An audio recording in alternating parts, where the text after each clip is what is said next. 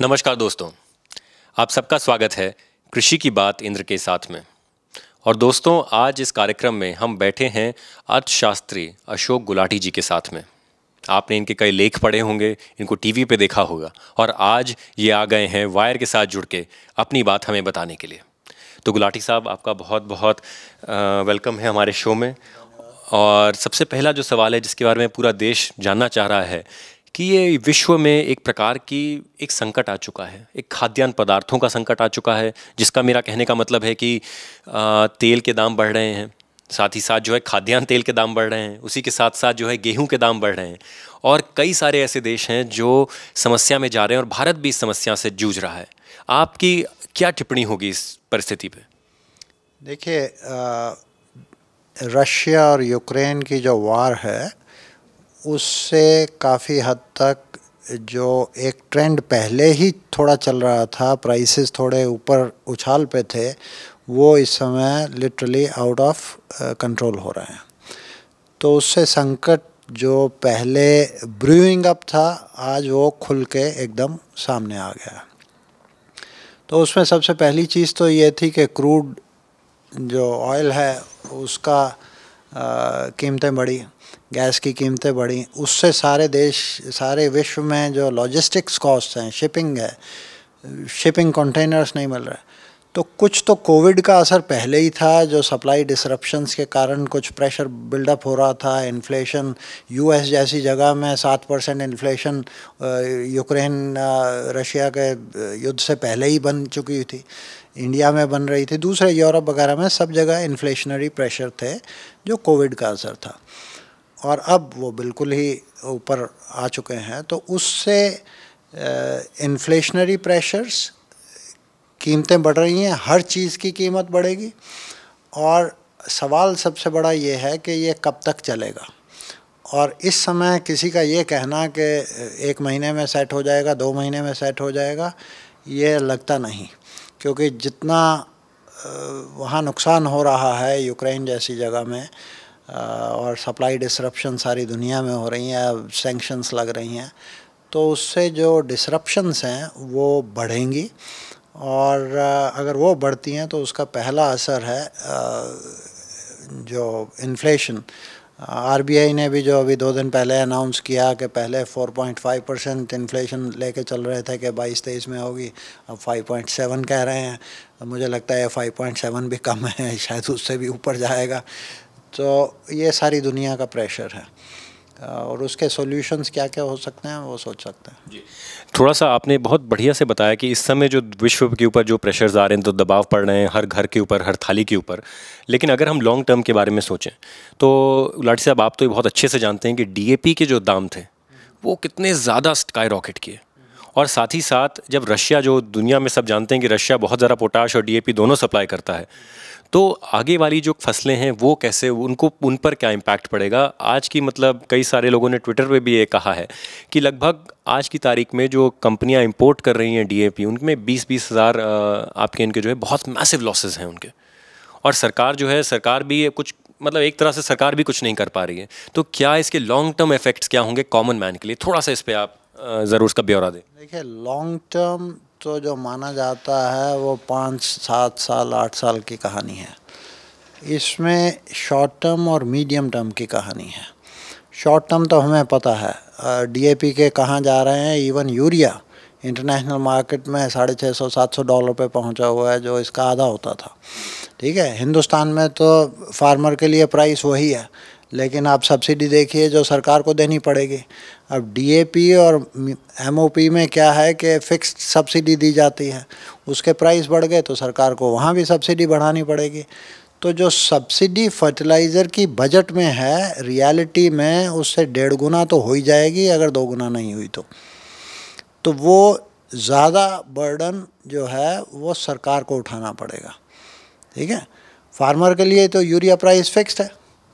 ठीक है, सबसे ज़्यादा तो यूरिया ही वो यूज़ करता है। और वीट के प्राइस बढ़ गए, एमएसपी से भी ऊपर चले गए, तो बेनिफिट वहाँ से हो रहा है फार्मर को। लॉस किसको हो रहा है? वो लॉस हो रहा है टैक्स पेयर्स को थ्रू बजट, जो क्योंकि फाइनेंस मिनिस्ट्री को अपना बजट जो है वो यूरिया सब्सिडी का और डीएपी और एमओपी का बढ़ाना पड़ेगा। अब देखिए, अगर सब्सिडीज़ और इनपुट एग्री इनपुट्स की बात करें तो एक तरफ हमारे एक नेबरिंग देश हैं श्रीलंका, उन्होंने अपनी जो है सब्सिडीज़ और फिस्कल पॉलिसी को रीएडजस्ट करने के लिए बड़ा एकदम से ऐलान कर दिया कि हम ऑर्गेनिक फार्मिंग करेंगे। लेकिन अंदर में उसकी अगर इकोनॉमिक तत्वों को आप समझें तो एक्चुअली में वो अपनी सब्सिडीज़ बचाना चाह रहे थे। क्या भारत को भी कुछ कड़े कदम लेने पड़ेंगे, क्योंकि कब तक भारत के टैक्स पेयर्स या भारत का जो कोष है वो कब तक ये बर्डन उठा पाएगा? क्योंकि विश्व में जैसे अमेरिका की बात करें या कनाडा की बात करें तो पर बुशल पे जितना कॉस्ट लग रहा है, बहुत जल्दी भारत पे वो पर बुशल कॉस्ट जो है उससे भी ज़्यादा हो सकता है। क्या इस पर क्या टिप्पणी होगी? देखिए, सब्सिडी के दो रूप हैं। एक सब्सिडी दी जाती है कि अगर इंटरनेशनल प्राइस से ज़्यादा आपका प्राइस किसी चीज़ पे दिया जाता है, मान लीजिए कोई चीज़ 100 रुपये पे अवेलेबल है, अगर आप इंपोर्ट करते हैं लेकिन आपने उस पर 50% इम्पोर्ट ड्यूटी लगा रखी है और यहाँ पे फार्मर को 150 रुपये उसके मिलते हैं, तो वो भी 50 रुपये जो 100 के ऊपर है वो भी इन्हें जो प्रोटेक्शन है सब्सिडी होती है, वो आउटपुट साइड से होती है। हम जिसको सब्सिडी मानते हैं वो इनपुट साइड से सब्सिडी, कि फर्टिलाइज़र की कीमत अगर 100 रुपये है और आप 25 रुपये में बेच रहे हैं जो यूरिया में हो रहा है, तो वो 75 रुपये उसकी सब्सिडी हो गई, समझिए। तो उस तरह की सब्सिडी, इलेक्ट्रिसिटी फ्री दे रहे हैं आप, इरिगेशन पे सब्सिडी दे रहे हैं आप, इंश्योरेंस पे सब्सिडी दे रहे हैं आप, क्रेडिट पे सब्सिडी दे रहे हैं, जो क्रॉप लोन्स दिए जाते हैं उस पे सब्सिडी दे रहे हैं। ये सारी सब्सिडीज़ एक तरफ मिला के हमारे देश में क्या हुआ है कि जैसे ही आउटपुट प्राइसेस बढ़ते हैं तो पहली चीज़ क्या लगती है, स्टॉकिंग लिमिट लगा दो कि कोई प्राइवेट होल्ड नहीं कर सकता। फिर क्या है, एक्सपोर्ट बैन कर दो। अगर वीट का प्राइस ज़्यादा बढ़ गया तो अभी एक्सपोर्ट बैन लग जाएगा। तो उसका तात्पर्य क्या है कि आप प्राइसेस को नीचे करना चाहते हैं, तो एक foot is on the brake, और दूसरा फिर फार्मर को इंसेंटिवाइज करने के लिए आप इनपुट सब्सिडी देते हैं, तो दूसरा पैर आपका एक्सेलरेटर पे है। गाड़ी आपकी आगे जा रही है कि पीछे रुकी हुई है कुछ पता नहीं चलता। जब दोनों को आप नेट आउट करते हैं, हमने एक स्टडी की थी, 20 साल का एनालिसिस किया था तकरीबन, उसमें OECD के साथ है, OECD की वेबसाइट पे है, एग्रीकल्चर पॉलिसीज़ इन इंडिया। निकल के ये आया कि on an average Indian farmer is net taxed not net subsidised, कि जो आउटपुट प्राइसेस को आप सप्रेस करते हैं वो इम्प्लिसिट टैक्सेशन लगाते हैं उसके ऊपर और फिर इधर से सब्सिडी देते हैं। तो दोनों को आप नेट आउट करेंगे तब पता चलेगा हिंदुस्तान के फार्मर की सिचुएशन क्या है। तो हिंदुस्तान के फार्मर की सिचुएशन 20 साल की अगर एवरेज करते हैं तो वो नेट नेगेटिव सब्सिडी है। इसका मतलब है इम्प्लिसिट टैक्सेशन लगता है उसके ऊपर, ठीक है। लेकिन इसका मतलब ये नहीं कि ओपन एंडेड आप यूरिया फ्री दे दो, ये फ्री दे दो, इलेक्ट्रिसिटी फ्री दे दो। उससे जो डैमेज कर रहे हो एनवायरनमेंट पे, पानी का लेवल कहाँ जा रहा है पंजाब में देखिए। 20 साल में जितना पानी का लेवल पंजाब में नीचे गया है 9.2 मीटर्स, 2000 से लेके 2019 का डाटा अभी आया, जो आप एनालाइज कीजिए देखिए। और संगरूर जहाँ पे चीफ मिनिस्टर भगवंत मान का जो डिस्ट्रिक्ट है, वहाँ पे 24 मीटर नीचे जा चुका है पानी पिछले 20 साल में। 1 मीटर से भी ज़्यादा पर ईयर आप डिक्लाइन इन वाटर टेबल कर रहे हैं, जो इरिवर्सिबल है। जी बिल्कुल, इसी से पंजाब को तो आप अनसेटल कर रहे हैं और वो लोग जाके कनाडा और अमेरिका जाके बसा रहे हैं। एक तरह से अगर समझें इस खेती के कारण, तो क्या ये कहना ठीक होगा मेरा? देखिए, जब तक वहाँ पे क्रॉपिंग पैटर्न चेंज नहीं होगा, राइस का एरिया जो 3.1 मिलियन हेक्टेयर के आसपास है वो आधा या 1/3 नहीं होगा, पंजाब का कल्याण नहीं हो सकता। जो मर्जी कर लीजिए, आपको राइस के साइकिल से बाहर निकलना है और हाई वैल्यू क्रॉप्स लेनी है, चाहे वो हॉर्टिकल्चर है या अगर आप ऑयल सीड्स पल्सेस लगाना चाहते हैं वहाँ लगाइए और उसको एनवायरमेंटल बेनिफिट दीजिए। पल्सेस में, ऑयल सीड्स में यूरिया लगना ही नहीं, बहुत कम लगना है, वो तो खुद ही नाइट्रोजन फिक्सिंग है। पानी पैडी के हिसाब से उनको दाल मखनी अगर आपने उगानी है, जो हुआ करती थी पंजाब में, अब तो दिखती नहीं, ना सरसों का साग मिलेगा ना मक्की की रोटी मिलेगी वहाँ। तो वो जो चीज़ें हैं आपको दोबारा से रिवाइव करनी पड़ेंगी और फार्मर को रिवार्ड करना चाहिए to save water, incentivize to save water. और उससे मीथेन जितनी निकलती है, नाइट्रस ऑक्साइड जो निकलती है नीचे, यूरेनियम से, मैं कहता हूँ, क्या कहूँ, कैसे शब्द यूज़ करूँ कि वहाँ पे इतना कैंसरस एक्टिविटी बढ़ गई है कि कैंसर एक्सप्रेस वहाँ पे चलती है। गुलाटी साहब बिल्कुल सही कह रहे हैं आप, लेकिन मैं थोड़ा सा आपका अटेंशन दूसरे एक टॉपिक पे लाना चाहता हूँ। आपने कहा कि 2 नाव की सवारी कर रहे हैं इस समय भारत के किसान, और सरकारी नीतियाँ ही ऐसी हैं जिनकी वजह से शायद से सवारी हो रही है। तो भारत का सरकार पैसे कैसे कमाए? मतलब एक तरफ से जैसा आपने सही कहा कि जैसे ही दाम बढ़ने लग जाता है एक्सपोर्ट बैन हो जाता है, विश्व भर में लोगों को इंडियन वीट चाहिए, लेकिन यहाँ पे खुद वीट के प्राइसेस जो हैं इनका कोई पता नहीं है कि भारत सरकार क्या रेगुलेशन लिया है। तो क्या वो तरीका होगा जिससे किसानों को भी सही दाम मिले, हम लोग इंटरनेशनल मार्केट में भी रहें? क्या इसका कोई विजन है? बिल्कुल हो सकता है अगर चाहें तो, ठीक है। लेकिन हमारी जो पॉलिटिकल पार्टीज़ हैं, इर्रिस्पेक्टिव जो भी आती है, पहली चीज़ क्या अनाउंस करती है? फ्री दे दो, फ्री इलेक्ट्रिसिटी दे दो। अरे भैया, अपनी प्रॉपर्टी बांट रहे हो क्या? मेरा टैक्स मनी बांट रहे हो है? मेरे से पूछा क्या आपने? फ्री दे दो। किस बात का फ्री दे दो? जब भी आप कोई भी चीज़ फ्री देंगे उसकी वैल्यू नहीं होगी और मिसयूज़ होगा, महा मिसयूज़ होगा। चाहे वो इलेक्ट्रिसिटी है, चाहे ऑलमोस्ट फ्री फूड दे रहे हैं आप, उसमें से कितनी लीकेज हो रही है आपको पता है? 30-40% पहुँचता ही नहीं वहाँ तक। तो आप ऊपर से कितना भी कर दीजिए, लेकिन अनफॉर्चुनेट है ये डेमोक्रेटिक पॉपुलिज्म कि हर चीज़ फ्री दे दो, फ्री फूड दे दो, फ्री इलेक्ट्रिसिटी दे दो, फ्री यूरिया दे दो, फ्री दे दो। अरे भैया, कहाँ से आएगा ये रिसोर्सेज? आपको पता है फूड सब्सिडी का बिल कहाँ जा रहा है? 2.5 लाख करोड़ के ऊपर जा रहा है। आपको ये फर्टिलाइज़र सब्सिडी 1.5 लाख करोड़ से ऊपर जाएगी इस बारी।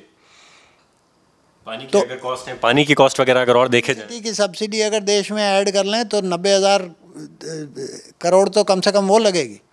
तो आप सारी सब्सिडीज ये, और उससे जो डैमेज कर रहे हैं आप एनवायरनमेंट को, प्लैनेट आप मतलब भारत माता आप कहते हैं, उस ज़मीन को उसकी पूजा करना चाहते हैं, लेकिन आपने तो उसका क्या कहूँ, इतना दुरुपयोग किया है कि बेड़ा गर्क हो रहा है उसका। जी बिल्कुल। पंजाब जो ज़मीन था मिलेट्स का, दलहन का, वो सब तबाह हो के आज एक ऐसा क्रॉप उगाता है जो पंजाब के लोग खाते ही नहीं, वो है चावल। हर एक छोटे छोटे गांव में आप तो खुद ही जानते हैं कि 5 किलो से कम चावल लगता है घरों में पूरे साल भर में। तो यहाँ से देखिए एक सवाल और बन के आता है। मैं थोड़ा सा किसान आंदोलन के बारे में बात करना चाहूँगा आपसे कि सरकार ने कहा कि हम एक फ्री मार्केट लाना चाहते हैं, बट भारत में एक फ्री मार्केट कैसे ला सकते हैं जब हमारे means of production he limited हैं? तो ये फिर से लगता है 2 नाव की सवारी कर रही थी क्या भारत सरकार? ऐसे बताइए कि जो सारी देश की कृषि जो है, जो उपज है, वो कैसे बिकती है?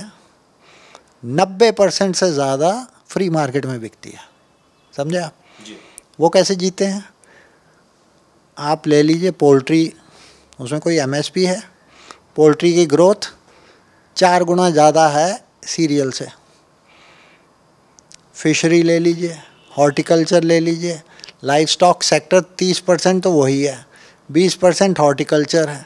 सारा का सारा मार्केट इकोनॉमी से चलता है, और वो सीरियल इकोनॉमी से 3 गुना ज़्यादा, 4 गुना ज़्यादा प्रोग्रेस कर रहा है।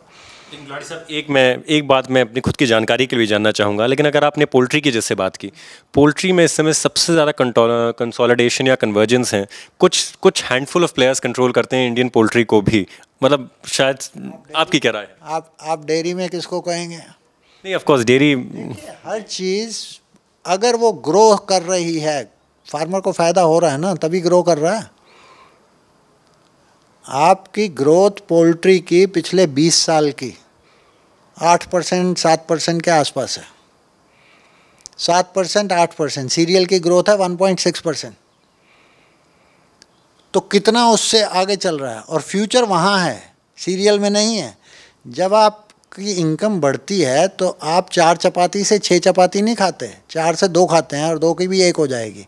What will add in your थाली में जो आएगा वो दूध आएगा, दही आएगी, मक्खन आएगा, चिकन आएगा, फिश आएगी, जो भी खाना चाहते हैं लोग। तो वो हाई वैल्यू एग्रीकल्चर की तरफ अगर आप नहीं चलेंगे और बस ये लगाएं कि जी एमएसपी बढ़ा दो, एमएसपी बढ़ा दो, और नीचे पानी कहाँ जा रहा है? अरे देश का अपनी चिल्ड्रन और ग्रैंड चिल्ड्रन के हक को छीन रहे हो आप, क्योंकि प्लैनेट ये सिर्फ, और ये सबसे ज़्यादा यहाँ पे है, सारी दुनिया में 3 हॉटस्पॉट्स हैं, जिसमें से ये पंजाब वाला एक हॉटस्पॉट है, एक कैलिफोर्निया में, एक चाइना में।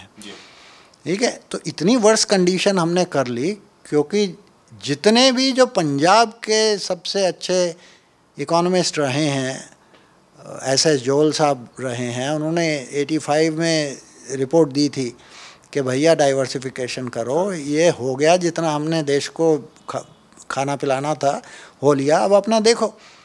कोई सुनने को तैयार नहीं, वो ऐसे फंसे हुए उस दलदल में है, एमएसपी में अपना बेड़ा गर्क कर रहे हो। देश को तो छोड़ो, बाद में अपना पानी लेवल कहाँ कर रहे हो, और मीथेन कितनी जनरेट कर रहे हो, और नाइट्रस ऑक्साइड कितना, और यूरेनियम नीचे से करके कैंसर हो रहा है वहाँ। अब भी नहीं समझोगे, नहीं सुधरोगे, तो ऊपर वाला मालिक है। गुलाटी साहब, इससे जो है एक बात और समझ के सामने आती है कि एमएसपी कमेटी का गठन होने वाला है। शायद से आपका भी नाम उसमें होगा, पता नहीं, अभी तक हम लोग को तो नहीं पता, बाहर के लोगों को। लेकिन इस कमेटी से हम क्या एक्सपेक्ट कर सकते हैं? आपको क्या लगता है कि अगर फिर से एमएसपी की बात हो तो आपको एक American system of parity price, जिसके बारे में शायद से आप जानते होंगे कि कैसे वहाँ पे कोटाज होते थे और साथ साथ गवर्नमेंट सपोर्ट मिलता था, कि इससे ज़्यादा लोग नहीं उगा पाएंगे, क्या हमें उस टाइप के फॉर्मूला की ओर देखने की ज़रूरत है? और अगर वो नहीं तो फिर नया एमएसपी किस रूप में होना चाहिए, बिना पानी के, बिना एनवायरमेंटल कॉस्ट को रखे? क्या एमएसपी वाजिब भी है करना इस देश में रखना? देखिए, एमएसपी का जो जेनेसिस है, जो शुरुआत हुई, वो उस समय हुई जब इंडिया, जिसको हम शिप टू माउथ सिचुएशन कहते हैं, 64, 65, 65, 66 में बैक टू बैक ड्राउट हुआ था, और हम बिल्कुल शिप टू माउथ सिचुएशन थे, PL 480 पे डिपेंडेंट थे। वहाँ से इसकी शुरुआत हुई थी। उस समय 10 मिलियन टन हर साल इंपोर्ट हो रहा था USA से वीट, और वो नहीं होता तो millions would have starved to death. आज हम 20 मिलियन टन हमने राइस एक्सपोर्ट किया है 21-22 में। टोटल ग्लोबल मार्केट है 50 मिलियन टन की। ठीक है, 7-8 मिलियन टन हम वीट एक्सपोर्ट कर रहे हैं। जो पॉलिसीज़ एक्सट्रीम स्केर्सिटी की थी, वो अगर पॉलिसीज़ आप सरप्लस ईयर्स में यूज़ करेंगे तो इससे बड़ी मूर्खता नहीं है कोई। जी बिल्कुल सही कहा आपने। हम लोग पुराने समय की पॉलिसी नए समय में नहीं ला सकते। वो चीज़ आपको रीथिंक करनी है। मैं ये नहीं कह रहा कि फार्मर को सपोर्ट नहीं, मैं तो कह रहा हूँ फार्मर को तो आपने नेट टैक्स कर रखा है, नेगेटिव सब्सिडी है उसकी। लेकिन वो भी चीज़ पंजाब के फार्मर के लिए अलग है और बिहार के फार्मर के लिए अलग है। बिहार के फार्मर को तो नहीं एमएसपी मिलता, वो भी जीता है। पंजाब के फार्मर को सबसे ज़्यादा एमएसपी मिलता है, सारा का सारा उठा के दे देता है सरकार को, चाहे वो सरकार लेके बैठी है जिसका कोई पर्पज़ नहीं है। आप फूड ग्रेन, और फिर गुलाटी साहब जैसे तेलंगाना में प्रोटेस्ट होते हैं कि हमारा चावल प्रोक्योर नहीं करते हैं। देखिए, वो कहेंगे अगर पंजाब का करते हो तो मेरा क्यों नहीं करते। कल बिहार भी कहेगा मेरा भी सारा चावल प्रोक्योर करो, वहाँ भी एजिटेशन होना चाहिए। जब देश में इतनी ज़रूरत ही नहीं है चावल को, तो सरकार प्रोक्योर करके क्या सिर पे रखेगी, और रख रही है। तो इससे बड़ी बेवकूफ़ी और महामूर्खता नहीं है। हमारे स्टॉक्स 3 गुना ज़्यादा हैं जितने चाहिए हमें, उसी लिए डाइवर्सिफिकेशन नहीं हो पाता। तो आपने जो सपोर्ट देनी है इस समय, वो कैरिंग कॉस्ट वो जो स्टॉक्स की है, आप 1 अप्रैल के स्टॉक देख लीजिए और बफर स्टॉक नॉर्म देख लीजिए, 2.5 गुना 3 गुना ज़्यादा है। आप उसकी वैल्यू देखेंगे, 1,50,000 करोड़ की वैल्यू है जो एक्सेस स्टॉक पड़ा हुआ है सरकार के पास। अगर टाटा या अंबानी के पास 1,50,000 करोड़ रुपया पड़ा हो जिसका कोई पर्पज़ नहीं हो, 4 दिन में फेल हो जाएंगे वो। लेकिन ये तो देश महान है मेरा, 1,50,000 करोड़ रुपया टैक्स पेयर्स का बेकार में पड़ा हुआ, लेकिन सरकार के पास हिम्मत नहीं है कि इस को स्ट्रीमलाइन करे। वो कहते हैं और एमएसपी बनाएंगे, हम तो गोभी के लिए भी एमएसपी देंगे, आलू के लिए भी देंगे, और उसके दीजिए, सारे दीजिए, और देखिए कितना और तबाही होगी। आपको अगर सपोर्ट करना है फार्मर को, तो सपोर्ट करिए कि जो हेक्टेयर पंजाब जैसी जगह में जो चावल को छोड़ के अगर वहाँ पे दाल मखनी लगाता है या मूंग की लगाता है, जो भी पुराना है, तो कितना इलेक्ट्रिसिटी सब्सिडी की बचत होगी। जो पैडी है वो 25 इरिगेशन मांगती है और दाल जो है 2 इरिगेशन में काम हो जाएगा। तो कितनी बिजली बची आपकी, कितना पानी बचा, कितना यूरिया बचा, वो सारी की सारी सब्सिडी उसको दो ना, उससे भी आगे बढ़ के दो। उसको पर हेक्टेयर के हिसाब से दे दो कि जो पर हेक्टेयर चावल की जगह दाल लगाएगा या ऑयल सीड लगाएगा या ऐसा फ्रूट या वेजिटेबल लगाएगा जिससे पानी कम यूज़ होता है, तो लिस्ट बना लीजिए, उसको उतना पैसा दे दीजिए और उसमें कोई आपको नुकसान नहीं है क्योंकि उतनी आपकी इलेक्ट्रिसिटी बचनी है और ये एमएसपी से दूर रही है।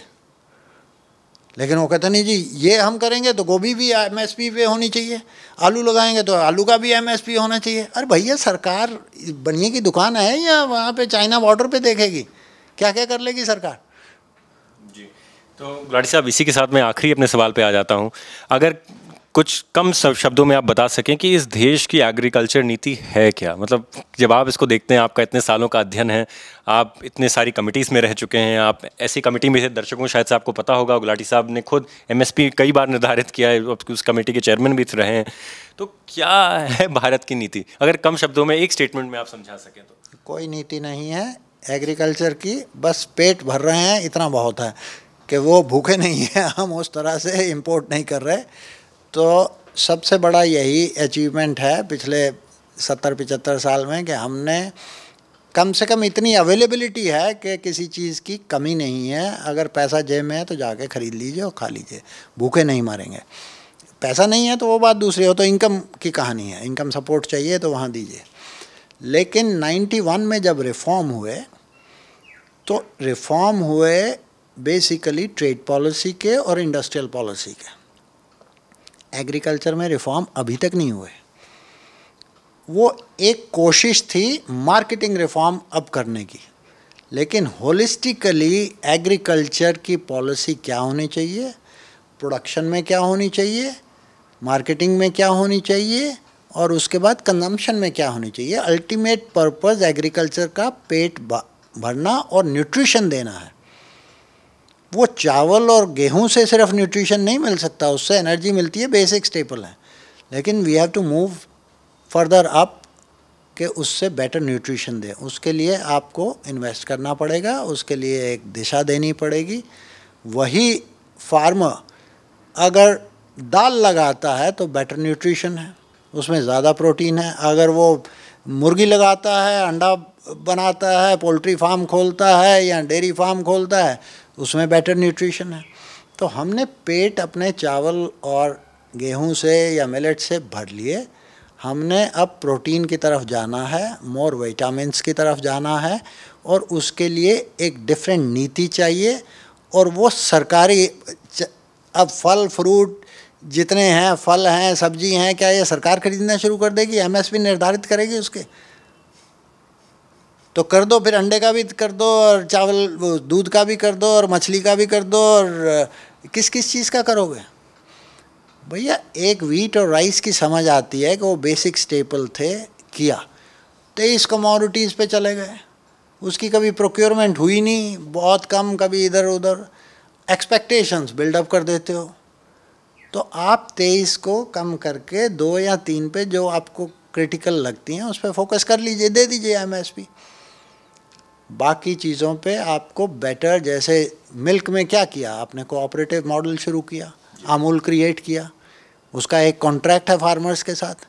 आप उस तरह के मॉडल लाइए ना, फ्रूट्स एंड वेजिटेबल में लाइए, मुर्गी में लाइए, डिफरेंट तरह के मॉडल्स होंगे। किसान को टेक्नोलॉजी चाहिए और किसान को अच्छा कीमत चाहिए, जो जहाँ भी बेस्ट मिले उसको वहाँ तक बेचने का अधिकार चाहिए, चाहे वो विदेश है चाहे वो देश है, वो अधिकार उसको दे दीजिए। अगर वो नहीं देंगे तो सरकार ले ले, फिर सरकार मुर्गी भी खरीद के रख ले, उसमें क्या है? आप कह रहे हैं ना मुर्गी मॉडल में बड़े बड़े प्लेयर्स हैं तो वो लूट रहे हैं, तो लूटना मैं नहीं कहा, मैंने बस कहा कंसोलिडेशन है ये। देखिए आपका टेलीफोन, आप हर एक की कितने प्लेयर्स हैं टेलीफोन में? दो, 2.5 हैं, लूट लिया उन्होंने आपको। बताइए, आप लूट गए, क्योंकि एक जियो है और एक एयरटेल है। वोडाफोन तो डगमगा रहा है, ठीक है, तो 2.5 गिनोगे ना, इससे ज़्यादा आज इसके बिना गुजारा हो जाएगा आपका? बताइए। तो आप कैसे सोचते हैं कि हर आदमी लूट रहा है? आपको पुग रहा है तभी तो आपने लिया ना। आप छोटे से फ़ोन पे थे, आज स्मार्टफोन लेके 40-40 हज़ार के घूम रहे हैं। तो फार्मर क्यों नहीं घूम सकता और उसको प्राइवेट सेक्टर क्यों नहीं डील कर सकता? सारे फार्मर्स किस पे थे जब एजिटेशन कर रहे थे? एक बुलक कार्ट दिखी, सब ट्रैक्टर्स थे। ट्रैक्टर मार्केट में कितने प्लेयर्स हैं? एक महिंद्रा 40% कंट्रोल करता। क्या लूट रहा है वो या सबसे बड़ी सर्विस दे रहा? बताइए। जियो आपको लूट रहा है कि सर्विस दे रहा है? तो आप ऐसा क्यों सोचते हैं कि प्राइवेट सेक्टर लूट जाएगा? ये उनका दिमाग है जो लेफ्ट में अभी भी सारी दुनिया छोड़ चुकी उस मॉडल को। लेकिन हमारे कुछ भाई बंधु हैं, दोस्त हैं हमारे ही, लेकिन नहीं छोड़ते।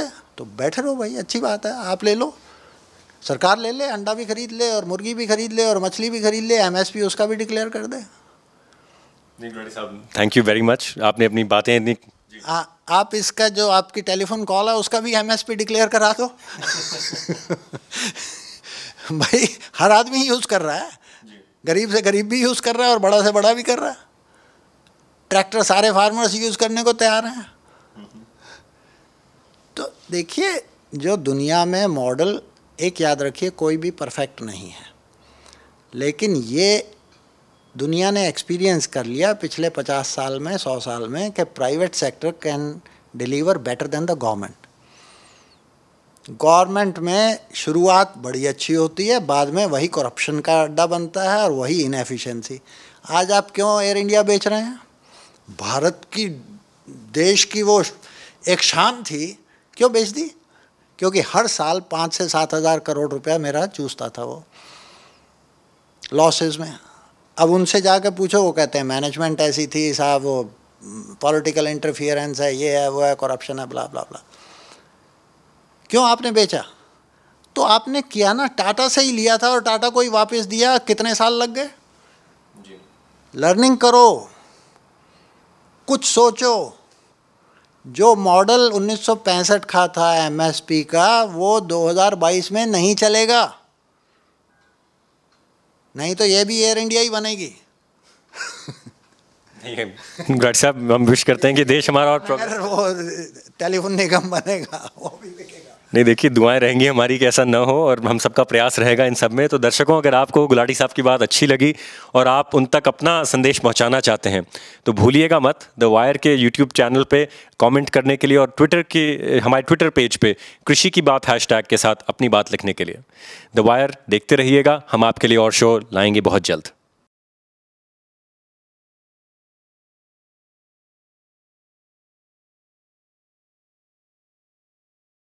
Get a sneak peek of exclusive content before everyone else. For channel members only. Memberships start at ₹89. Hit the join button below.